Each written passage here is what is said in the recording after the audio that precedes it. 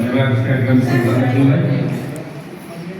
आजको यस मङ्गोल national organisation जिल्ला सभा सुनसरीद्वारा आयोजित 19औं गणतन्त्र दिवस कार्यक्रमका सभाध्यक्ष जितेन्द्र दाइज्यू, मञ्चमा उपस्थित रहनुभएका अतिथिज्यूहरू, हाम्रा आदरणीय साथीहरू र शुभचिन्तक साथीहरू, यहाँ सबैलाई मेरो अभिवादन छ। सबैलाई जय मङ्गल।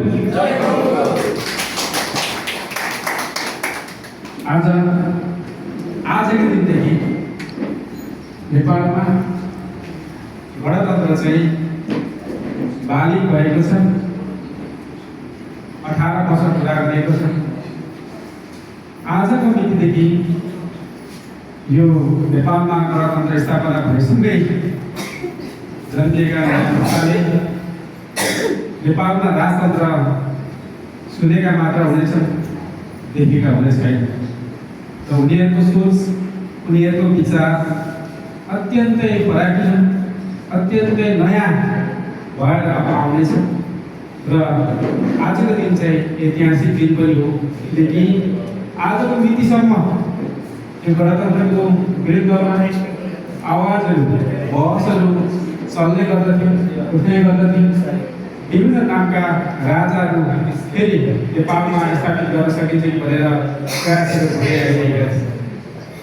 त्यसैले तिनै शाहका खलकहरूलाई फेरि राजनीतिमा बसाल्न सकिन्छ कि भनेर हामी यो मितिको दिन चाहिँ नारायण भिटी दरबार बसाउँदैछौँ, निर्देश लगाइदिँदैछौँ भनेर त्यस्ता खालका अफवाहहरू आजको मितिभन्दा अगाडि चल्दै आइरहेको हो।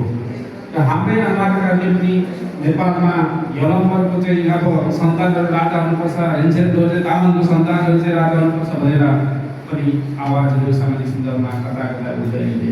तर आज नेपालमा गणतन्त्र 18 वर्ष पुरा गरेको छ, बालिग भएको छ। र आजको मितिबाट नेपालमा सबै खाले राजतन्त्रको मुद्दाहरू समाप्त भएर विलय भएर सदा सदाको लागि अब अन्त्य हुनेछ। यो कुरा तपाईँलाई म सर्वप्रथम जानकारी गराउन चाहन्छु। आजको मितिदेखि नेपालमा राजतन्त्रको मुद्दा कोल्याप्स भएर गयो। यो चाहिँ अब च्याप्टर क्लोज भएर गएको छ। अबको पुस्ताले यो कुरालाई सुन्न पनि चाहँदैन र सम्झन पनि चाहँदैन। अबको पुस्ता नयाँ बाटोतिर अग्रसर भएर अगाडि बढ्नेछ। त म तपाईँलाई एउटा जानकारी गराउन चाहन्छु। महामानव डाक्टर गोपाल गुरुङजीले नेपालमा यो लोकतन्त्र, गणतन्त्र, धर्मनिरपेक्ष र प्रान्तीय सरकारको आवाज उठाउँदाखेरि म अत्यन्तै सानो उमेरमा थिएँ, बाल्यकालमै थिएँ भन्दा पनि हुन्छ। तपाईँहरूमध्ये धेरैजना कतिपय व्यक्तिहरू त नेपालमा लोकतन्त्र आइसके पछाडि, लोकतन्त्रको स्थापना भए पछाडि यस सङ्गठनमा मङ्गोल नेसनल अर्गनाइजेसनमा जोडिएको पनि हुन सक्नुहुन्छ। तर म नेपालमा लोकतन्त्र स्थापना हुनुभन्दा कैयौँ वर्ष अगाडिदेखि यो मङ्गोल नेसनल अर्गनाइजेसनमा सदस्यता लिएर र सदस्यता नलिएर सहभागी हुँदै आइरहेको छु। र त्यतिखेर हामी सडकमा आवाज उठाउने गर्दथ्यौँ। म त सानै थिएँ, तर म अग्रजहरूको साथमा बाटोमा नारा लगाउने हिँड्थ्यौँ। नेपालमा राजाको छोरा राजा होइन, जनताको छोरा जनताको छोरी राष्ट्रपति हुनुपर्छ भनेर नारा लगाउँदै हिँड्थ्यौँ। तर त्यतिखेर राजा बिनाको देश कस्तो हुन्छ मैले कल्पना गर्न सकेको थिएँ, मैले सोच्न सकेको थिएँ। त्यतिखेर त्यो उमेरमा मेरो मानसिकताले भन्थ्यो संसारको सबै देशहरूमा राजा छ होला जस्तो लाग्थ्यो। तर होइन रहेछ, राजा बिनाका कैयौँ देशहरू थिएछ। र जति हामी हुर्किँदै गयौँ, जति हामी बढ्दै गयौँ, जति हामीले अध्ययन गर्दै गयौँ, जति हामीले राजनीतिमा चासो र चिन्ता राख्न थाल्यौँ, तब बुझ्दै गयौँ कि नेपालमा गणतन्त्र ल्याउने कुरा चाहिँ चान्चुने विषय भइरहेको छ। त्यतिखेर विरोधीहरूले भन्ने गर्दथ्यो यो गोपाल गुरुङ भेडा मूर्ख हो, पहाडमा मुक्का हान्दैछ, नहुने कुरा गर्दैछ, यत्रो सेना भएको होइन, यत्रो प्रहरी भएको। त्यतिखेर त शाही सेना भन्थ्यो होइन, यत्रो सेना भएको, यत्रो प्रहरी भएको, यत्रो पैसा भएको होइन, यत्रो चाहिँ राज्यको ढुकुरी नै आफ्नो हातमा भएको राजालाई एक्लै ढाल्छु भनेर कराउँदै हिँडिरहेको छ। मूर्ख हो भन्छ क्या। तर पनि हामी बहिरा जस्तो भएर आफ्नो अभियानमा निरन्तर अगाडि बढिरह्यौँ।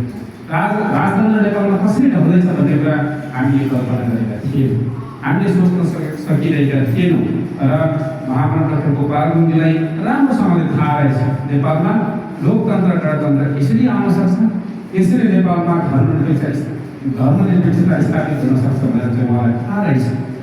उहाँको एकल मस्तिष्कले हामीले त जानी नजानी उहाँको बाटोमा उहाँलाई आँखा चिम गरेर हामीले विश्वास गरेर उहाँलाई पछ्याइरहेका थियौँ।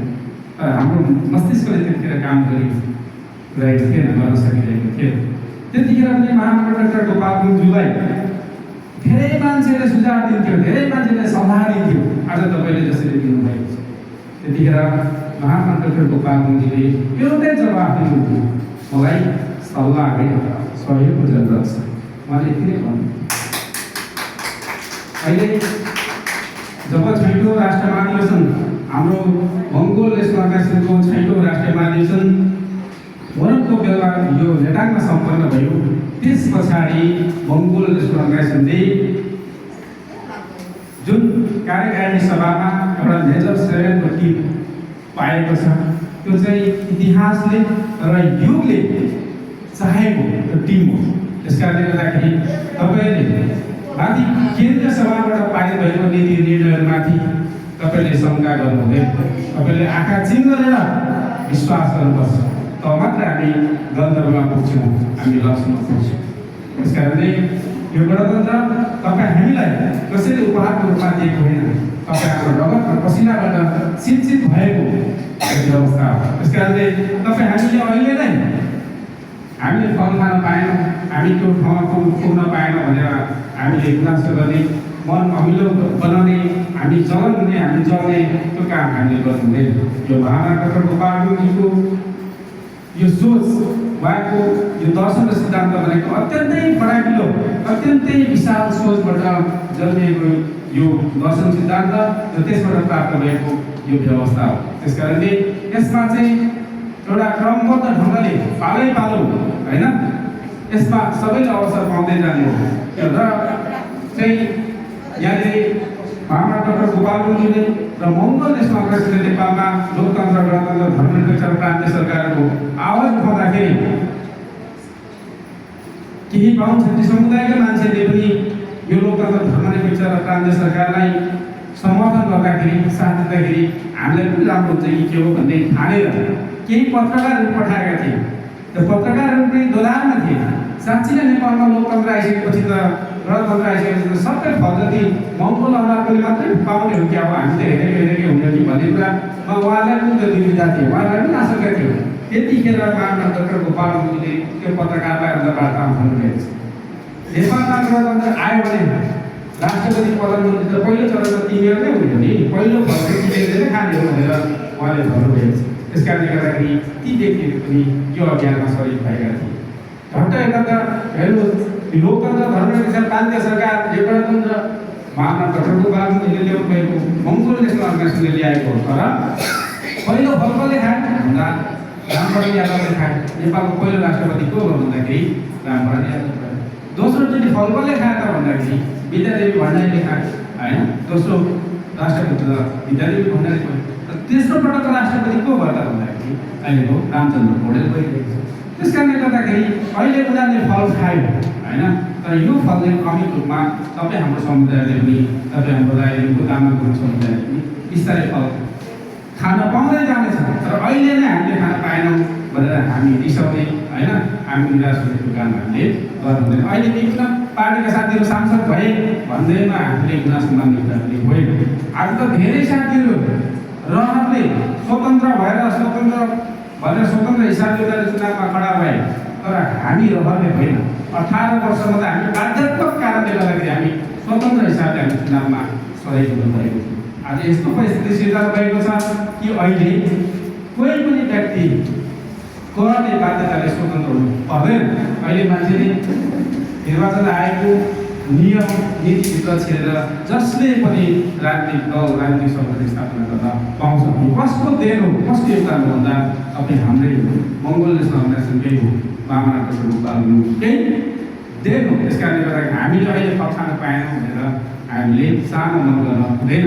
बिस्तारै हामीले र हाम्रो सन्ततिले फल खान पाउने त्यो व्यवस्थाको लागि हामी निर्धक्क भएर अगाडि बढ्नुपर्ने हुन्छ। र तपाईँलाई म केही खाँटी कुराहरू राख्न चाहन्छु। सन् 2000 अर्थात् 2001 कुरा हो। महामन्त्री डाक्टर गोपाल गुरुङले उहाँको आसपासमा आउने, उहाँको वरिपरि आउने सबै कार्यकर्ताहरूलाई भन्नुहुन्थ्यो कि चीनले पनि अहिले चिनिया जनताले आफ्नो मुलुकलाई, आफ्नो माटोलाई चिनिया जनताले जति आवश्यक थियो त्यो रगत र पसिना चाहिँ आफ्नो मुलुकमा बगाएको छ। चिनिया जनताले पर्याप्त मात्रामा चाहिँ आफ्नो रगत पसिना आफ्नो माटोको निमित्त, आफ्नो मुलुकको निमित्त बगाइसकेको कारणले गर्दाखेरि अहिले प्रकृति आफै खुसी भएर चीनलाई पनि एउटा कमेरो माटो दिएको छ भनेर भन्नुहुन्छ। त्यो कमेरो माटो चाहिँ त्यो बिजुलीको पोलमा त्यो तार तान्नको लागि प्रयोग गरिन्छ, त्यहाँनिर एउटा प्लेटहरू बनाउनको लागि प्रयोग गरिन्छ भनेर उहाँले भन्नुहुन्थ्यो। त्यो चाहिँ त्यो एउटा साङ्केतिक भाषा हुनसक्छ, त्यसमा एउटा रेयर अर्थहरूको कुरा पनि हुनसक्छ। र त्यस्तो खालको एउटा कमेरो माटो चीनले पनि प्राप्त गरेको छ। र यो कमेरो माटो चाहिँ आजभन्दा अगाडि अमेरिकासँग मात्रै थियो। त्यस कारणले गर्दाखेरि अमेरिका सुपर पावर भएर संसारभरि उसले शासन गर्यो, रुल गर्यो। र अहिले त्यो कमेरो माटो चीनले पनि प्राप्त गरेको छ। त्यस कारणले गर्दाखेरि 2001 उहाँले भन्नुभएको कुरा हो। र अबको 10 वर्षको भित्रमा संसारमा चीन मात्रै एउटा मुलुक बन्नेछ जसले अमेरिकालाई आँखामा आँखा जुदाएर, नजरमा नजर जुदाएर हेर्न सक्ने हुनेछ भनेर उहाँले 2007 सन् 2001 उहाँले भन्दै आउनुभएको थियो। र त्यो कमेरो माटो चाहिँ नेपालले चीनबाट खरिद गर्यो भने 20 पैसा केजी प्राप्त हुन्छ। र त्यही कमेरो माटो अमेरिकाबाट खरिद गर्यो भने चाहिँ 30 रुपियाँ केजी प्राप्त हुन्छ। चीनबाट खरिद गर्यो भने 20 पैसा केजी र अमेरिकाबाट खरिद गर्यो भने 30 रुपियाँ केजी प्राप्त हुन्छ। त्यस कारणले गर्दाखेरि हामी पनि सँगसँगै अब हामी हुँदै जान्छौँ, नेपाल पनि सम्पन्न हुँदै जान्छ। किनकि हामीले सस्तो मूल्यमा चाहिँ 20 पैसा प्रति केजी चाहिँ हामीले चीनबाट खरिद गर्न सक्छौँ। त्यस कारणले गर्दा हाम्रो पनि समृद्धि बढ्दै जान्छ भनेर उहाँले भन्नुभएको थियो। र सन् 2001 उहाँले त्यही भन्नुभएको थियो, चीनले पनि कमेरो माटो भेटेको छ। अब चीन पनि सुपर पावर बन्ने लहरमा अगाडि बढ्नेछ। अबको 10 वर्षभित्रमा अर्थात् सन् 2011 भित्रमा चाहिँ चीनले अमेरिकालाई आँखामा आँखा जुदाएर हेर्न सक्ने, नजरमा नजर जुदाएर हेर्न सक्ने हुनेछ। र त्यसको अर्को 10 वर्षभित्रमा अर्थात् सन् 2021 चाहिँ चीनले अमेरिकालाई पनि उछिएर चीन चाहिँ सुपर पावर बन्नेछ भनेर उहाँले घोषणा गर्नुभएको थियो। आज नभन्दै त्यही खालको वातावरण चाहिँ हामीले विश्व राजनीतिमा हामीले देख्दै आइरहेका छौँ। यो कुरा पनि म तपाईँलाई जानकारी गराउन चाहन्छु।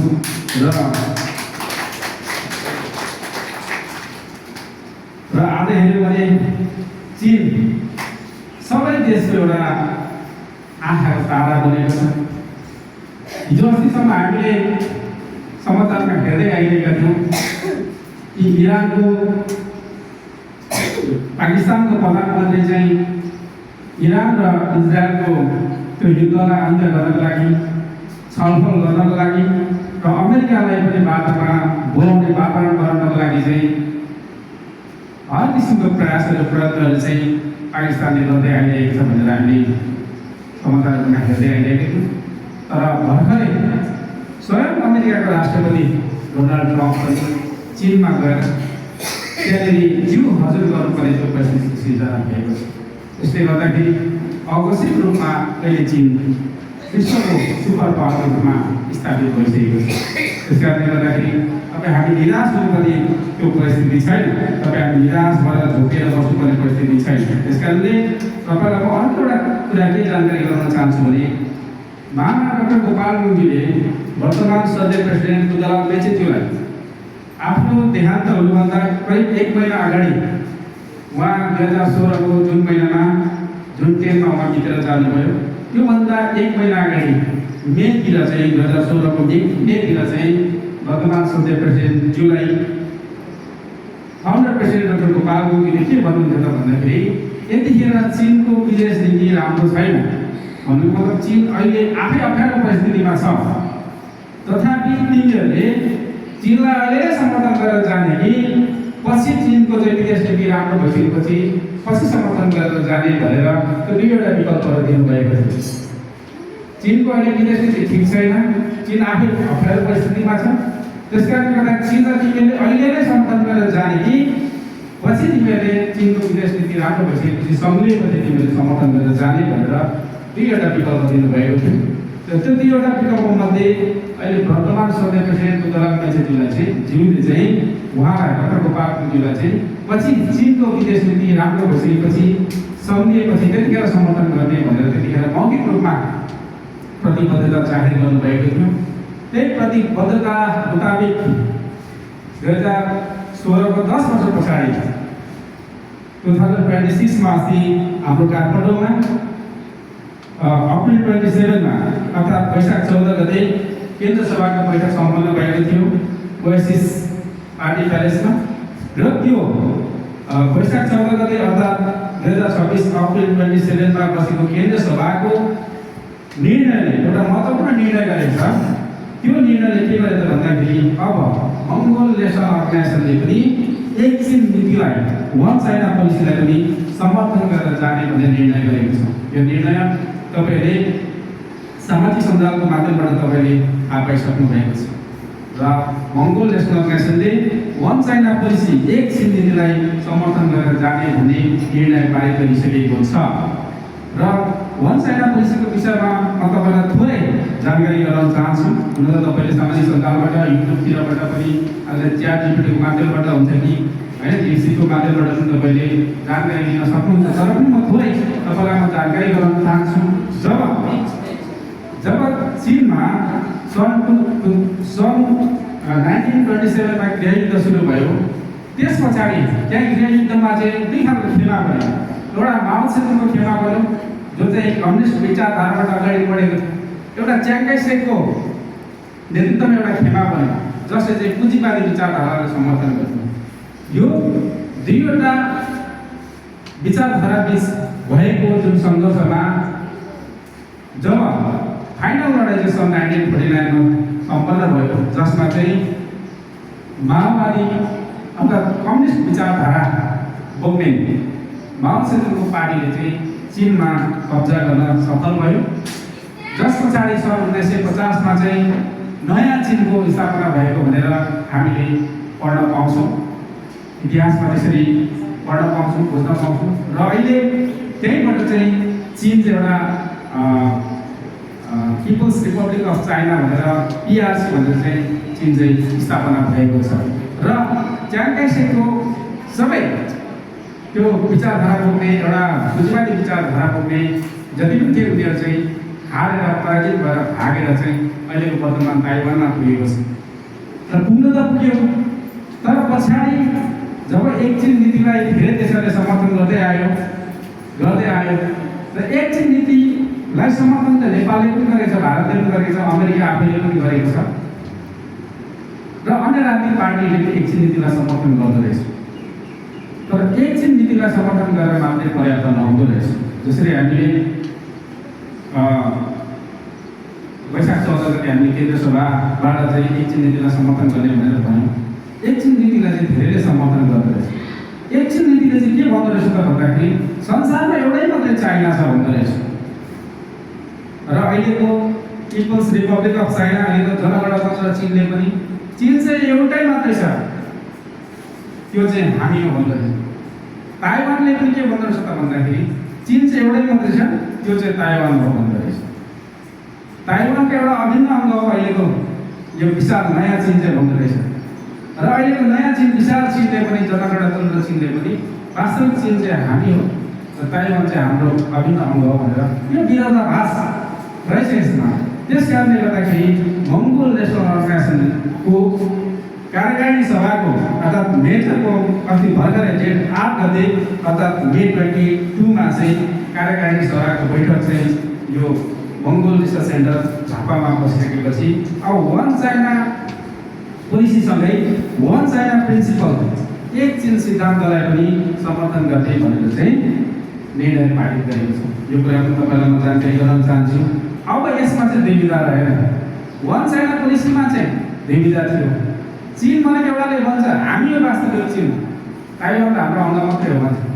ताइवानले वास्तविक चीन हामी हो, चीन त हाम्रो अङ्ग मात्रै हो भन्छ। तर यो वान चाइना प्रिन्सिपल अर्थात् एक चीन सिद्धान्तले चाहिँ यो अहिलेको सी जिनपिङले नेतृत्व गरिरहनु भएको यो जनगणना तन्त्र चीन चाहिँ यो वास्तविक चीन हो र तिब्बत र यो ताइवान चाहिँ त्यही चीनको अभिन्न अङ्गहरू हो भन्ने कुरा चाहिँ मान्दो रहेछ र यो कुरालाई चाहिँ मङ्गोल नेसनल अर्गनाइजेसनले पनि समर्थन गरेको छ। यो कुरा म तपाईँलाई जानकारी गराउन चाहन्छु। त्यति मात्रै होइन, अहिले त्यही केन्द्रीय कार्यकारिणी सभाको बैठक मे 22 बसेको थियो, जेठ 8 गते।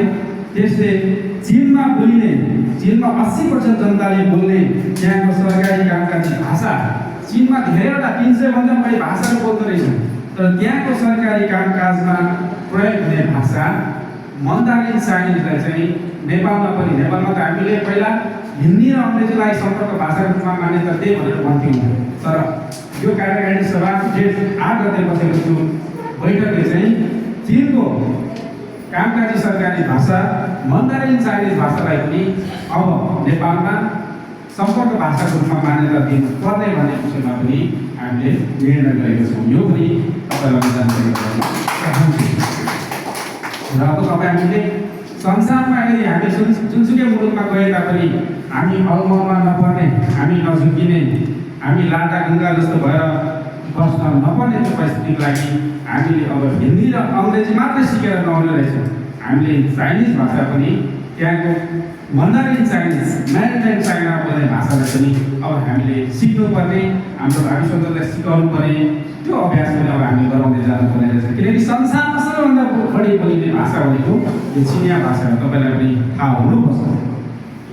र तपाईँलाई म यो कुराहरू, यस्तो कुराहरू मैले किन भने यो निर्णय किन सुनाएँ त भन्दाखेरि नेपालमा हाम्रो छिमेकी देश, एक टाढा पारिपट्टिको देश चाइना अहिले सुपर पावर भइसकेको छ, संसारलाई आफ्नो मुठीमा राख्ने त्यो स्थितिमा पुगिसकेको छ। तर तपाईँ हामी एक कान्दा मुनिको हामी नेपाल र नेपाली जनता चाहिँ अहिले पनि नाकै भुतुकै भएर बाँच्नुपर्ने त्यो परिस्थितिमा गुज्रिनु परिरहेको छ। यो किन भइरहेको छ त भन्दाखेरि यो नेपालमा रहेको सरकारले कहिले पनि छिमेकी देशसँग एउटा विश्वासिलो वातावरण सिर्जना गर्न सकेन। चीन सरकारले नेपाललाई जहिले पनि शङ्काको दृष्टिकोणले हेर्नुपर्ने, सशङ्कित भएर हेर्नुपर्ने, सोच्नुपर्ने त्यो परिस्थितिको सिर्जना गरेको छ। किन भन्दाखेरि यहाँको सरकारले जहिले पनि वान चाइना पोलिसीको समर्थनमा छु भनेर भन्छ, तर चीन विरोधी गतिविधिहरू गराउने काम चाहिँ यहाँ नेपालको भूमिबाट त्यो वातावरण उसले मिलाइदिएको कारणले गर्दाखेरि चीनले जहिले पनि हामीलाई शङ्काको दृष्टिकोणले हेर्छ। फ्री टिबेटको कुराहरू, स्वतन्त्र तिब्बतको कुराहरू यहाँ नेपालको भूमिबाट आएर अगाडि ल्याउने, त्यसलाई प्रमोट गर्ने भूमिकामा यहाँ गतिविधि भइरहेको हुन्छ। त्यस कारणले गर्दाखेरि नेपाललाई छिमेकी देश चाइनाले जहिले पनि शङ्काको दृष्टिकोणले हेर्छ। त्यस कारणले गर्दाखेरि मङ्गोल नेसनल अर्गनाइजेसनले यो दुईवटा निर्णयहरू, एक चीन सिद्धान्त र एक चीन नीतिलाई चाहिँ निर्णय गरेर मङ्गोल नेसनल अर्गनाइजेसन सत्तामा आइसकेपछि छिमेकी देश चीनको विरुद्धमा कुनै पनि गतिविधि हुन दिने छैन भन्ने कुरामा अडिग रहेको यो कुरा यसले दर्शाउँछ। त्यस कारणले गर्दाखेरि यो फ्री टिबेट अर्थात् स्वतन्त्र तिब्बतको माग र मुद्दासँग रुझेका भिजेका धेरै साथीहरूलाई यो मङ्गोल नेसनल अर्गनाइजेसनको यी निर्णयहरू पस्न सक्दैन र त्यस कारणले गर्दा कतिपय साथीहरूले सङ्गठन छोडेर जानु पनि पाएको छ। यो कुरामा हामीले दुःख मान्नु पनि हुँदैन। त्यस कारणले गर्दा यो निर्णय सबै मान्छेले पचाउन सक्दैन, त्यसको लागि कलेजो बलियो हुनुपर्छ होइन। त्यस कारणले गर्दाखेरि धेरैजना साथीहरूले यो निर्णयलाई पचाउन नसकेको कारणले गर्दाखेरि धेरै सङ्गठन छोडेर पनि जानु परेको। तर यो निर्णयलाई हामीले पचाउन सकेनौँ, पचाउन नसकेको भएदेखि तपाईँ हाम्रो कहिले पनि यो मुलुकमा भलो हुनेवाला थिएन। त्यस कारणले गर्दाखेरि हाम्रो मुलुकको भलाइको निमित्त र हाम्रो भावी सन्ततिको भलाइको निमित्त यो दुईवटा निर्णय चाहिँ अनिवार्य रूपमा गर्नुपर्ने थियो र यो चाहिँ मङ्गोल नेसनल अर्गनाइजेसनले सम्पन्न गरेको छ। त्यस कारणले हामीले हाम्रो बोली र व्यवहारमा चाहिँ एउटै कुरा हुनुपर्छ। हामीले भन्दाखेरि चाहिँ एक चीन नीतिको पक्षमा छौँ भन्ने, तर व्यवहारमा चाहिँ चीन विरोधी गतिविधि गराउनको लागि यहाँले त्यो खालको वातावरण मिलाइदिने, तयार गरिदिने खालको स्थिति भयो भने तपाईँ हाम्रो छिमेकी सम्पन्न भए तापनि त्यसको छत्रछायामा हामी कहिले पनि सम्पन्न र समृद्ध बन्न सक्दैनौँ। त्यस कारणले गर्दाखेरि तपाईँ हाम्रो व्यवहार र तपाईँ हाम्रो बोली एउटै हुनुपर्छ।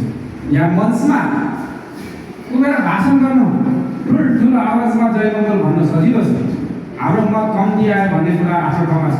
तर चुनावको बेलामा हामीले कति दिन समय दियौँ भन्ने कुरा महत्त्वपूर्ण कुरा हो।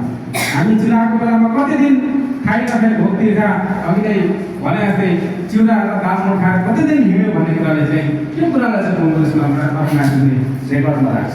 हामीले कति राम्रो भाषण गर्छौँ, कति मिठो भाषण गर्छौँ, कति मिठो बोली बोल्छौँ भन्ने कुराले महत्त्व राख्दैन। यो सङ्गठनलाई हामीले कति योगदान दिँदै आइरहेका छौँ भन्ने कुराले चाहिँ हाम्रो कति तले घर छ, कति तले बिल्डिङ छ, कति लाखको कार छ, त्यसै सरकार राख्दैन। मङ्गोल नेसनल अर्गनाइजेसनमा हामीले कति योगदान गर्यौँ त्यो कुरा चाहिँ इतिहासले रेकर्ड राख्ने विषय हो र त्यो योगदानको हिसाबमा भोलि सङ्गठनले पनि सम्मान प्रदान गर्ने जाने कुराहरू हो। त्यस कारणले मैले अघि पनि भने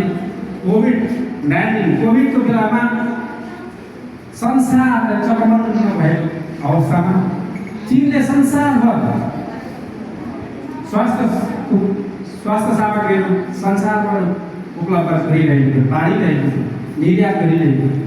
त्यहीँदेखि चीनको चाहिँ एक खालको चीनप्रति हेर्ने संसारको नजर बदलेको छ।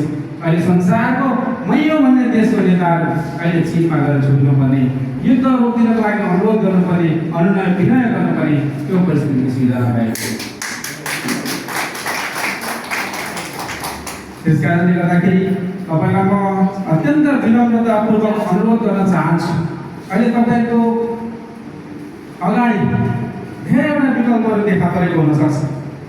तपाईँलाई विरोधीहरूले भन्न सक्छ मङ्गोल नेसनल अर्गनाइजेसनको मत परिणाम पहिलाको तुलनामा कमजोर भयो, राम्रो भएन, राम्रो आएन, भोट घट्यो, त्यस कारणले गर्दाखेरि यसबाट हुँदैन होइन, हामीले अर्को बाटो खोज्नुपर्छ होइन, विकल्प खोज्नुपर्छ भनेर तपाईँलाई धेरै मान्छेले सल्लाह दिन सक्छ। तपाईँको काममा आएर काम पुग्ने कामहरू गर्न सक्छ।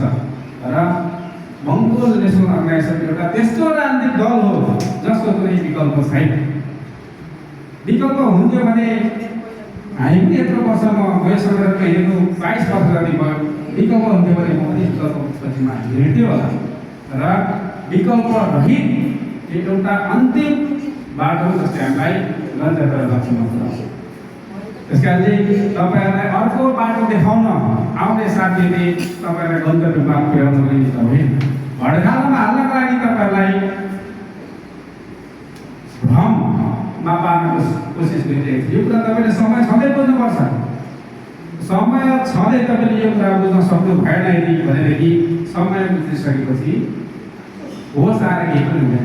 त्यतिखेर हामीले होस गुमाउनु हुँदैन। मलाई आजभन्दा केही समय अगाडि हाम्रो धरान उपमहानगरपालिकाको अध्यक्षज्यू त्यतिखेर अध्यक्ष बन्ने क्रममा त्यो अधिवेशन सम्पन्न भइरहेको थियो। त्यतिखेर राजीनामा दिएको व्यक्तिलाई चाहिँ कसो गरेर ल्याउन सकिन्छ भनेर केही साथीले त्यतिखेर मलाई सुझाव माग्नु। मैले भने होइन, सङ्गठनको नीतिले भन्छ राजीनामा दिइसकेपछि मङ्गोल नेसनल अर्गनाइजेसनमा मैले होइन, यो सङ्गठनको प्रेसिडेन्टले होइन, यो देशको राष्ट्रपति प्रधानमन्त्रीले फेरि रिइन्ट्री गर्न सक्दैन। हामीले राजीनामा दिएर गइसकेपछि त्यो सदाको लागि भनेर बुझ्नुपर्छ। बुझ्नुभयो नि, अरू पार्टीमा त राजीनामा दिन पाइयो, फेरि अर्को पार्टीमा जान पाइयो, फेरि अर्को पार्टीमा जान पाइयो, फेरि त्यही पार्टीमा आउनु पाइयो। तर मङ्गोल नेसनल अर्गनाइजेसन एउटा त्यस्तो राजनीतिक सङ्गठन हो जो विकल्प रहित छ, त्यसको अर्को विकल्प छैन। त्यसको एउटै मात्रै विकल्प हुनुपर्छ कि हामीले अर्को राजनीतिक पार्टी खोल्नु पर्यो कि हामी अर्को राजनीतिक दलमा जानु पर्यो। हामी अर्को राजनीतिक पार्टी खोले तापनि हामी तिनै साम्राज्यवादीकरणले भराउने गोठालै पर्ने हो, अर्को पार्टीमा गएर पनि उनीहरूको अरूले बनाउँदै नै पर्ने हिँड्ने। त्यस कारणले गर्दाखेरि यो कठिन छ, सजिलो छैन। तर यो मालिक बन्ने बाटो सजिलो हुँदैन पनि। त्यस कारणले यस्तो परिस्थितिमा तपाईँ हामी बाटो बदल्ने, आफ्नो मूल बाटो छोडेर भाग्ने होइन। यतिखेर हाम्रो भावी सन्ततिको निमित्त, यो मुलुकको आमूल परिवर्तनको निमित्त हामी बलिदान हुन पनि तत्पर हुनुपर्छ। त्यस्तो सोच, त्यस्तो विचार त्यस्तो साथी लिएर हामी अगाडि बढ्नुपर्छ। भाग्ने दुलो खोजेर भाग्ने सुन खोजेर हामी अगाडि बढ्नु हुँदैन। तपाईँले भर्खरै सुन्नुभयो इरानको सर्वोच्च नेता अली खमेनी आफ्नो देशको निम्ति के भयो? शहीद भयो। शहीद भयो। नेपालमा जेनजी आन्दोलन सम्पन्न भयो, सफल भयो। बङ्गलादेशमा सफल भयो। अन्य देशहरूमा पनि जेनजी आन्दोलन सफल भयो। तर इरानमा पनि जेनजी आन्दोलन भयो, तर त्यहाँ सफल भएन। इरानी जनताहरू दुई भागमा विभक्त हुन थाले, आफूबाट लडपरापर गर्न थाले। त्यसको एकताको निमित्त, यो देशको शक्तिको निमित्त, स्ट्रेन्थको निमित्त मैले यो देशको निमित्त बलिदान दिनुपर्छ भनेर उहाँले आफ्नो जीवन के गरे? बलिदान। यो म बसेको ठाउँमा आक्रमण हुँदैछ भन्ने कुरा त्यो देशको सर्वोच्च नेतालाई थाहा रहेछ। थाहा गर्नु भागेन। यो देशको माटोको निमित्त मैले बलिदान दिन सकिनँ भने यो मुलुक कहिले पनि शक्तिशाली बन्न सक्दैन। यो मुलुकको जनता कहिले पनि एकजुट हुन सक्दैन भन्ने कुरा बुझेरै इरानको सर्वोच्च नेताले आफ्नो बलिदान दियो यो देशको माटोको निमित्त। आज इरान अमेरिकालाई धपाउने स्थितिमा, अमेरिकालाई झुकाउने स्थितिमा, होइन, अमेरिकालाई जो हजुर गर्ने स्थितिमा पुर्याउन सक्ने भएको छ। त्यो केले? त्यो देशको सर्वोच्च नेताको बलिदान हो। त्यसकारणले तपाईँ हामी यो बलिदान दिने परिस्थितिमा त्यो समयमा उभिएका छौँ। यतिखेर हामीले भाग्ने बाटोहरू खोज्नु हुँदैन। आफ्नो भावी सन्ततिको निमित्त हामी सबै खाले बलिदान दिनको लागि तत्पर हुनुपर्छ। त्यसको चाहिँ इतिहासले रेकर्ड राख्छ। इतिहासमा त्यो कुरा चाहिँ दर्ज हुन्छ। नेपालमा 7 चोटि प्रधानमन्त्री भएको नाम कसैले लिँदैन। 5 चोटि 6 चोटि प्रधानमन्त्री भएको व्यक्तिको नाम कसैले लिँदैन, सुन्न पनि चाहँदैन। आज त्यो राष्ट्रघाती देशद्रोहीको त्यो सूचीमा सूचीकृत भएर बस्छ। नेपालमा 7 चोटि प्रधानमन्त्री भएको व्यक्तिको नाम मैले तपाईँहरूलाई सुनाएँ भने त्यसप्रति तपाईँको हृदयमा श्रद्धा जाग्दैन, घृणा पैदा हुन्छ। नेपालमा 5 चोटि प्रधानमन्त्री भएको व्यक्तिको नाम मैले तपाईँलाई सुनाएँ भने त्यो व्यक्तिको नामप्रति तपाईँको हृदयमा श्रद्धा जाग्दैन, घृणा पैदा हुन्छ। त्यसकारणले गर्दाखेरि पद प्राप्त गर्न ठुलो कुरा होइन, अस्तित्व प्राप्त गर्न ठुलो कुरा हो। आज संसारभरिको जनताको अस्तित्व प्राप्तिको निमित्त सङ्घर्षरत छ र हामी नेपालका बृहत वनवासी बङ्गोलहरू पनि अधिकार प्राप्तिको निमित्त सङ्घर्षरत भएर यो देशको माटोको निमित्त आफ्नो हक अधिकार अस्तित्वको निमित्त हामी सबै खाली बलिदान दिनको लागि तयार हुनुपर्छ। त्यसले तपाईँ आफ्नो भावी सन्ततिलाई आफ्नै मुलुकमा हाँसेर खेल्ने बनाउन सक्नेछ।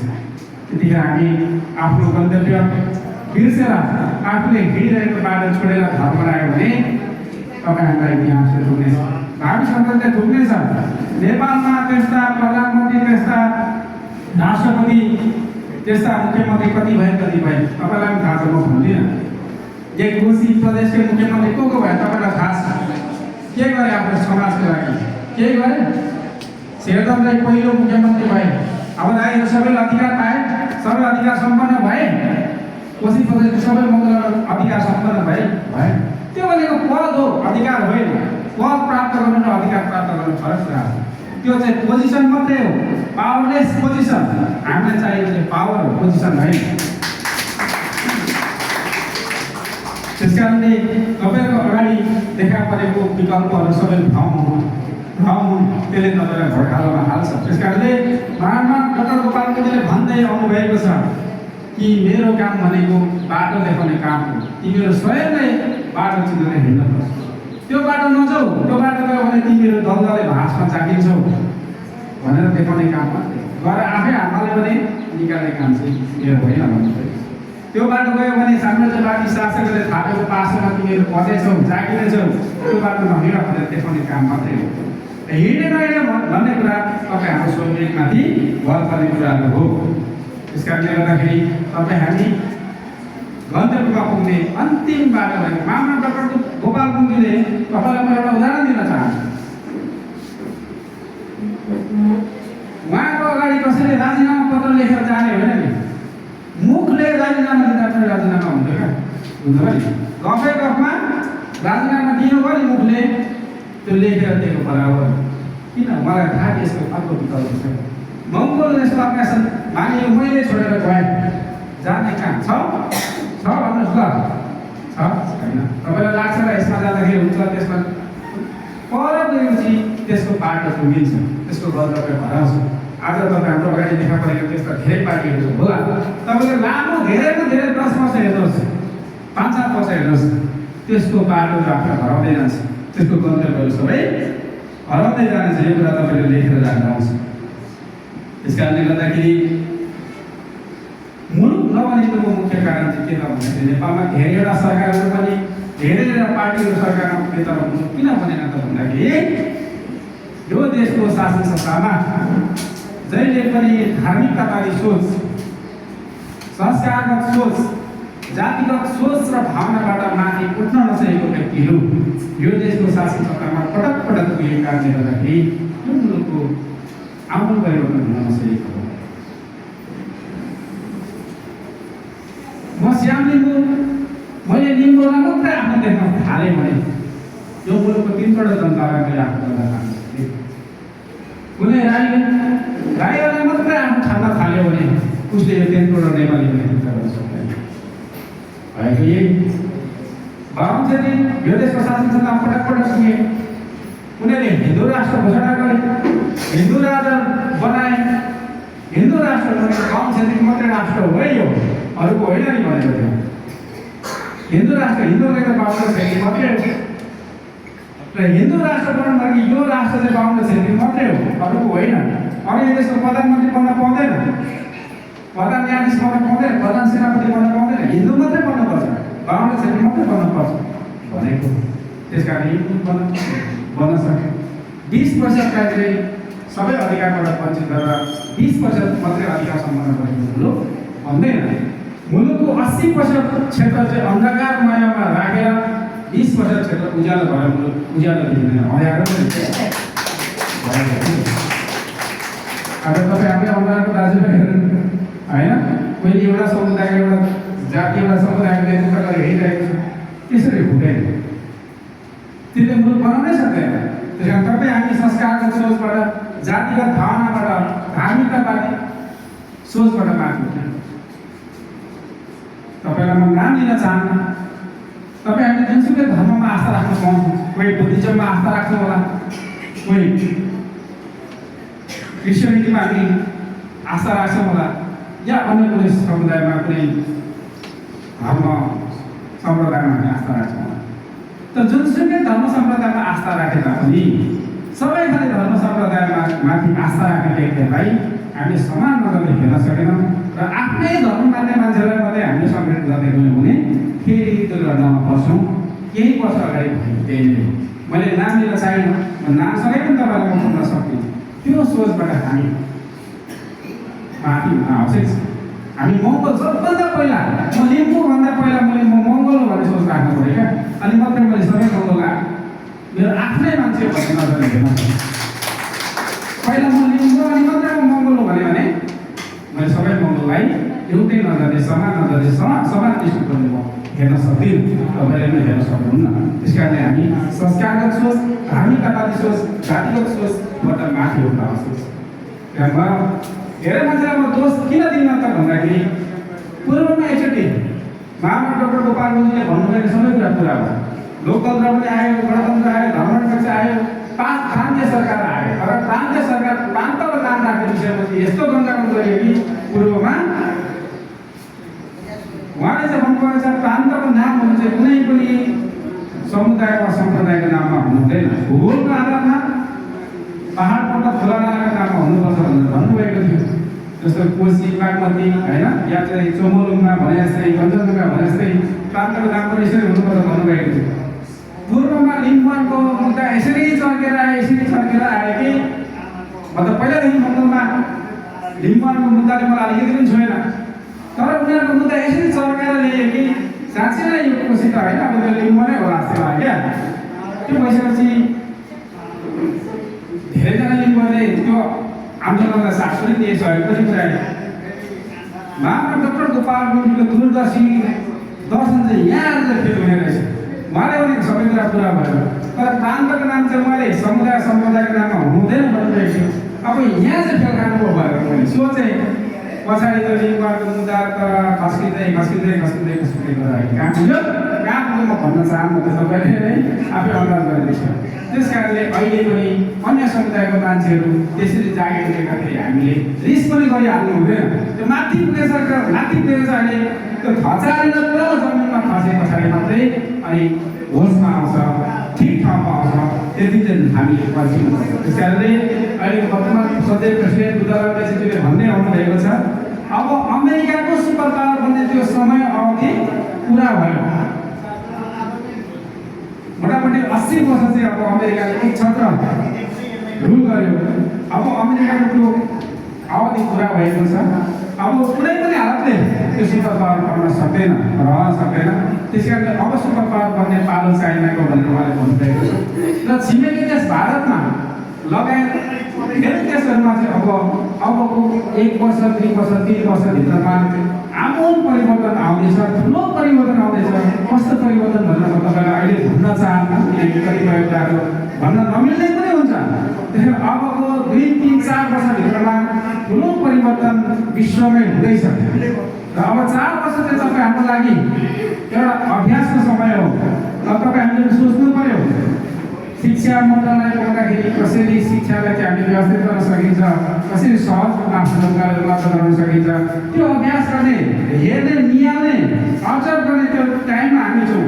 कसैलाई गृहमन्त्री बनाए मङ्गलले भने त्यो गृह मन्त्रालय कसरी सम्हाल्ने, प्रधानमन्त्री बनायो भने त्यो मन्त्रालय कसरी सम्हाल्ने, होइन, अनि खेलकुद मन्त्री बनायो भने कसरी सम्हाल्ने भनेर त्यो अवलोकन गर्ने, निहाल्ने र त्यसको विषयमा अनुभव सङ्कलन गर्ने त्यो समयमा यतिखेर हामी अगाडि बढिरहेका छौँ। त्यस कारणले गर्दाखेरि यो समय तपाईँ हाम्रो लागि निहाल्ने समय हो। तपाईँ हामी तयारी भएनौँ, तपाईँ हामीले यो 4 वर्षको अवधिमा हामीले राम्रोसँगले निहाल्न अवलोकन गर्न सकेनौँ र त्यो सबै कुरा तपाईँ हामीलाई प्राप्त भयो भने फेरि हामी के हुन्छ, हामी फेरि केही समयमा ढल्छौँ, होइन। यो घर 3 तलाको घरको पिलर कतिको फाउन्डेसन कतिको भएन भने के हुन्छ, ढल्छ।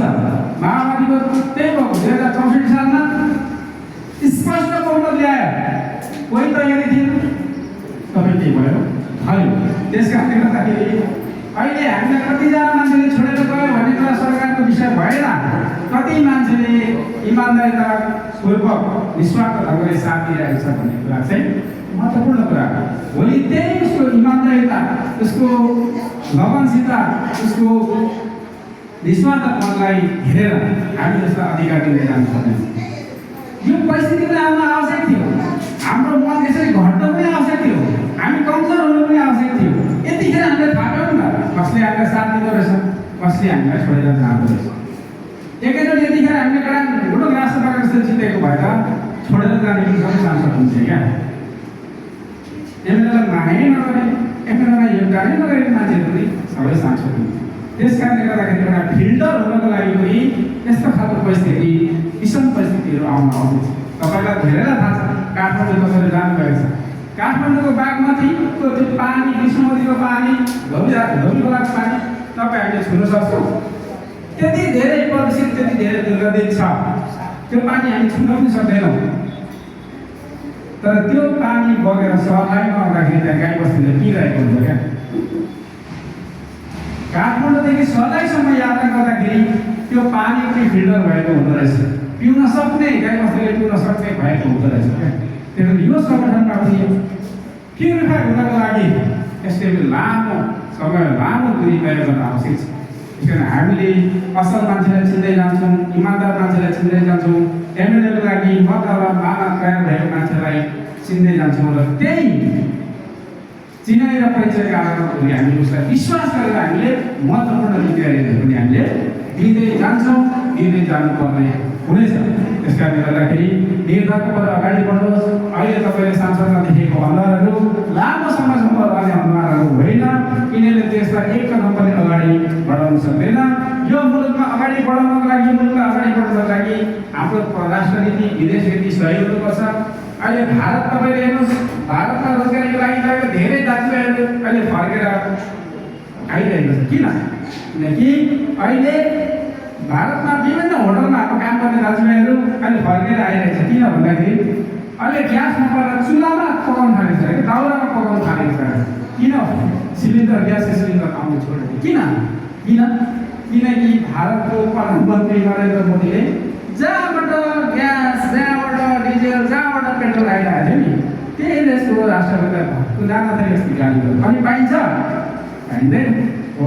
त्यस्तै हकीकत अहिले हामी छिमेकी देशको विरुद्धमा हामीले कति गऱ्यौँ भने हाम्रो हकीकत पनि त्यही हुन्छ। त्यस कारणले छिमेकी देशहरूको विरुद्धमा हामीले गतिविधि नगरिकन उनीहरूलाई निर्दक्ष हुने गरी नेपालबाट हाम्रो देशको विरुद्धमा कुनै पनि त्यस्तो खाले गतिविधि हुँदैन भन्ने कुरा विश्वास गराउन सकेनौँ भने हाम्रो पनि भलाइ हुनेछ। त्यस कारणले त्यही कुरालाई मध्यनजर गरेर अहिले मङ्गोल देशमा अगासिँदै सत्तामा नपुग्दै एक चीन नीतिलाई वन चाइना पोलिसीलाई समर्थन गरेको छ, वन चाइना प्रिन्सिपल एक चीन सिद्धान्तलाई समर्थन गरेको छ र चीनको बहुसङ्ख्यक 80% भन्दा बढी जनताले बोल्ने मन्दारिन चाइनिज भाषालाई पनि नेपालको सम्बद्ध भाषाको रूपमा चाहिँ मान्यता दिने त्यो निर्णय गरेको चाहिँ यो अत्यन्तै ऐतिहासिक निर्णय भनेर तपाईँले बुझ्नुपर्छ। तपाईँलाई थाहा छ चीन र रसिया र भारतको सम्बन्ध अत्यन्तै राम्रो छ। हिजोको दिनदेखि आजसम्म भारत र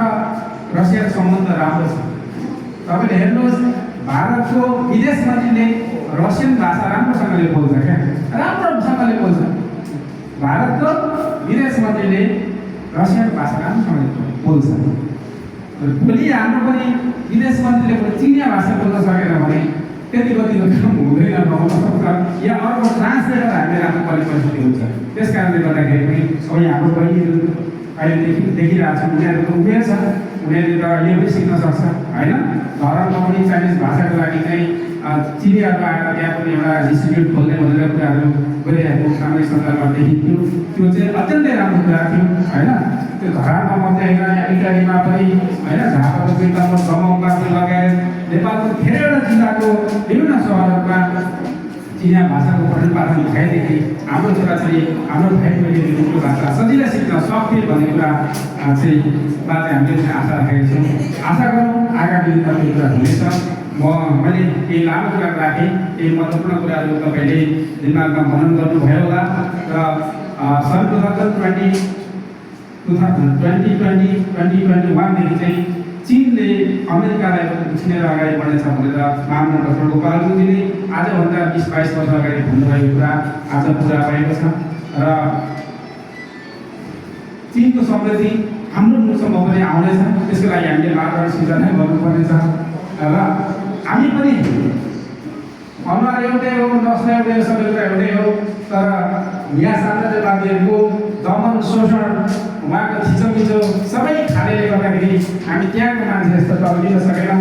हामीलाई काम र घामले खाएर यस्तो बनाएको छ र हाम्रो भावी सन्तति त्यहाँको जस्तै टल्किनेछ भन्ने त्यो आशा र अपेक्षाका साथ यहाँहरू मार्फत बिदा लिन चाहन्छु। सबैलाई बिदा भएको जय मङ्गोल।